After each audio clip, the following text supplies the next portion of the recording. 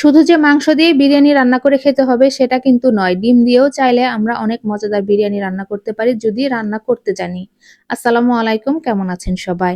আজকে আমি আপনাদের সাথে শেয়ার করব মজাদার ডিমের বিরিয়ানি। কে কে খেয়েছেন বলে যাবেন কমেন্টে। আজকে আমি আপনাদেরকে সহজভাবে মজাদার ডিমের বিরিয়ানি রান্না করে দেখাবো। অবশ্যই আমার ফুল ভিডিওর সাথে থাকবেন এবং নতুন হলে আমার চ্যানেলটিকে সাবস্ক্রাইব করে দিবেন এবং পেজ থেকে দেখে থাকলে অবশ্যই ফলো করে দিবেন। প্রথমে এখানে আমি ডিম নিয়ে নিয়েছি এবং ডিমগুলোকে সবগুলোই এভাবে আমি চাকুর সাহায্যে চারপাশ থেকে একটু একটু করে কেটে দেব।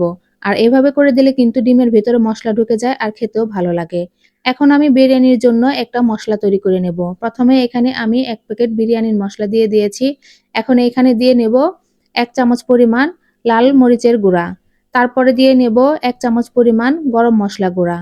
১ চামচ পরিমাণ ধনিয়া গুঁড়া দিয়ে দিব আর 1/2 চামচ পরিমাণ দিয়ে নেব জিরা গুঁড়া। সবকিছু দেওয়া হয়ে গেলে এখানে দিয়ে দেব স্বাদ মতো লবণ আর ১ চামচ পরিমাণ টমেটো সস। তারপরে এখানে দিয়ে নেব আদা রসুন বাটা। এখানে আমি আদা বাটা দিয়ে নিয়েছি ২ চামচ পরিমাণ আর রসুন বাটা দিয়ে নিয়েছি ২ চামচ পরিমাণ। সবকিছু দেওয়া হয়ে গেলে এখন আমি সামান্য পরিমাণ পানি দিয়ে তারপরে এগুলোকে একসাথে গুলিয়ে নেব, একটা সুন্দর পেস্ট তৈরি করে নেব। এভাবে একটি মসলা তৈরি করে নিয়ে যদি আপনি বিরিয়ানি রান্না করেন তাহলে কিন্তু বিরিয়ানির স্বাদ দ্বিগুণ হয়ে যায়। এখন আমি একটি গ্লাসের মধ্যে মিল্ক পাউডার গুলিয়ে নেব। আপনারা চাইলে গরুর দুধ দিয়েও করতে পারেন, কিন্তু গরুর দুধ দিয়ে করলে যখন আমি লেবু দেব তখন দুধটা ছানা কেটে যায়। এজন্য মিল্ক পাউডার দিয়ে করলেই কিন্তু বিরিয়ানির টেস্টটা ভালো আসে। তো আমি দুধটা আগে গুলিয়ে নিলাম। দুধটা আমার গুলানো হয়ে গেছে। দেখুন আমি কতটা ঘন করে দুধটা গুলিয়ে নিয়েছি। এখন আমি যে মসলাটা করে রেখেছিলাম সেইখানে বড় সাইজের একটি লেবু রস করে তারপরে মিশিয়ে নিলাম। এখন আমি চুলার মধ্যে একটি কড়াই বসিয়ে দেব। আমি বড় সাইজের একটি কড়াই বসিয়ে দেব কারণ এটার মধ্যেই বিরিয়ানি রান্না করব। তো প্রথমে আমি পরিমাণ মতো তেল দিয়ে দিলাম। তেলের মধ্যে এখন আমি পেঁয়াজ কুচি দিয়ে দিব। আর এই পেঁয়াজগুলোকে আমি বেরেস্তা করার জন্য দিয়েছি। তো পেঁয়াজ বেরেস্তা করার জন্য কিন্তু অনবরত নেড়েচেড়ে বেরেস্তা করতে হয়, না হলে একটা পাশ লাল হয়ে যায়, একটা পাশ কিন্তু একটু সাদা সাদাই থেকে যায়। এজন্য পেঁয়াজ বেরেস্তা সবসময় অনবরত নেড়ে তারপরে করতে হয়। তো আমার বেরেস্তাগুলো করা শেষ। এখন আমি এখানে ডিম দিয়ে দেব। আর এখানে আমি মোট ৮টি ডিম নিয়েছি। ৮টি ডিম দিয়ে আমি আজকে বিরিয়ানি রান্না করব। ডিমগুলো দেওয়ার পর আমার কড়াইয়ের মধ্যে লেগে গিয়েছিল। আমি ভুল করে ফেলেছি। আসলে আমার ননস্টিকের কড়াইয়ের মধ্যে ডিমগুলো ভেজে নেওয়া উচিত ছিল। তো আমার ডিমগুলো ভাজা শেষ, আমি তুলে নিচ্ছি। কারণ এগুলো নিচে লেগে যাচ্ছে আর লেগে যেতে যেতে কিন্তু ডিমগুলো একবারে ভেঙে যাবে। তো ডিমগুলো আমার তুলে নেওয়া হয়ে গিয়েছে। এখন আমি এখানে ১ কাপ পরিমাণ পেঁয়াজ কুচি দিয়ে দিব। আর সাথে দিয়ে নেব আস্ত গরম মসলা, এলাচ, দারচিনি এবং তেজপাতা। সবকিছু একটু লাল লাল করে ভেজে নেব। ভেজে নেওয়া হয়ে গেলে আমি যে আগে থেকেই একটা মসলার পেস্ট তৈরি করে রেখেছিলাম সেটা দিয়ে দেব। আর বাটি ধুয়ে সামান্য পরিমাণ একটু পানি দিয়ে দেব যাতে মসলাটা সুন্দর মতো কষানো হয়ে যায়। যখন মসলাটা কষানো হয়ে যাবে, তেল উঠে আসবে, তখন আমি এইখানে ১ চামচ পরিমাণ চিনি দিয়ে দিব। সবকিছু একটু ভালোভাবে নেড়েচেড়ে তারপরে এখানে আমি ডিম দিয়ে দিব।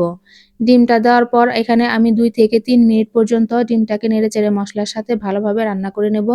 তারপরে আমি যে গ্লাসের মধ্যে দুধ গুলিয়ে রেখেছিলাম সেখান থেকে অর্ধেকটা দুধ আমি ডিমের মধ্যে দিয়ে দেব।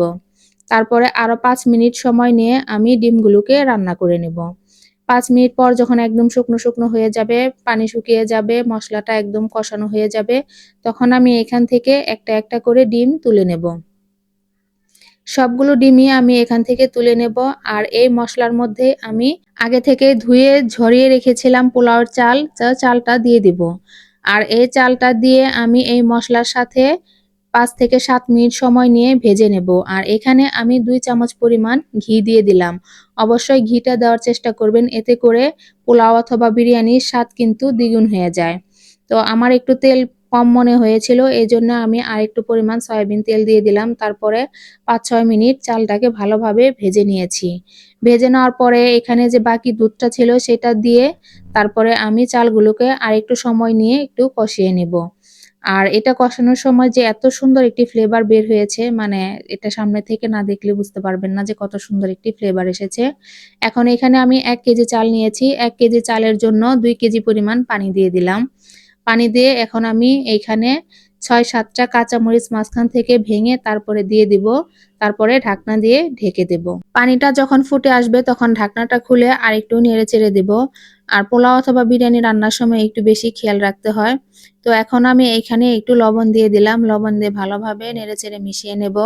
যখন পানিটা একদম শুকনো শুকনো হয়ে যাবে, একটু ভেজা ভেজা থাকবে, তখন ঢাকনা দিয়ে ঢেকে চুলার আঁচটা মিডিয়াম টু লো করে দিব।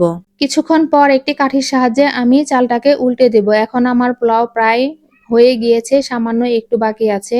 তো এভাবে উল্টে পাল্টে দিবেন। আর এই সময় যদি খুন্তি দিয়ে করি তাহলে কিন্তু চালটা ভেঙে যাবে বা কেটে যাবে, এই জন্য এরকম একটি কাঠির সাহায্যেই করতে হবে, তাতে করে চালটা ঝরঝরে হবে।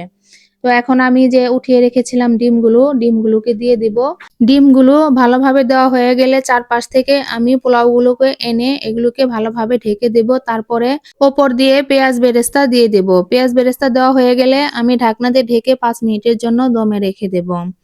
তো 5 মিনিট পর আমি এগুলোকে উঠিয়ে নেব, দেখব যে আমার কিন্তু হয়ে গিয়েছে আর চালটা একদম ভালোভাবে হয়ে গিয়েছে রান্না, একদমই চাল চাল নেই।